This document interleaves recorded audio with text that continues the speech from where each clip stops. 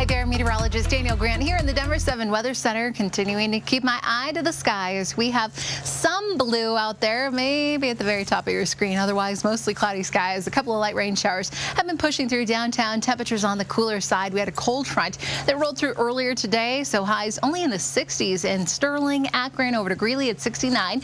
Low 70s here downtown Denver, more 60s, 70s up through the mountains.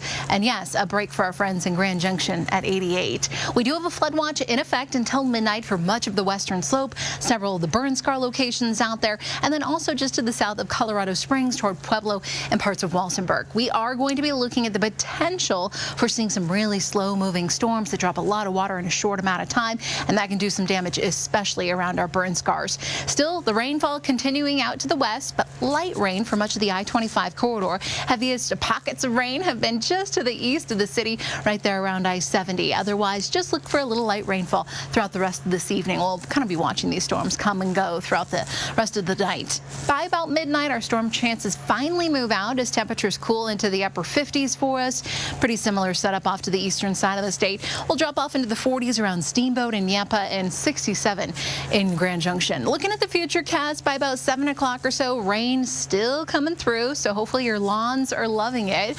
I'll be tracking heavier showers right there around I-70, and then by 11 p.m. still raining here in Denver and south toward Colorado Springs and Pueblo. The heaviest rainfall looks to be likely down there. By 7 o'clock tomorrow morning, it is a bit drier here in eastern Colorado, but I will be tracking a mostly cloudy start to the day and soggy skies early tomorrow morning already near the San Juans. The rain showers lift to the north. This is about 3 o'clock when they become a bit more widespread across the high country areas, our central mountains, through the Vail Valley, and then further to the south toward Alamosa. And then by about 4 or 5 o'clock, they merge here around the I-25 corridor, and it's going to be a good round of rain that's coming our direction. By 11 o'clock, it's quiet here in the city, but you'll notice the rain showers remain up through the mountains. So we're going to be tracking in some pretty decent totals as we look ahead through Friday. Pretty much each and every afternoon features a decent chance at seeing some rainfall around here for parts of the Denver area.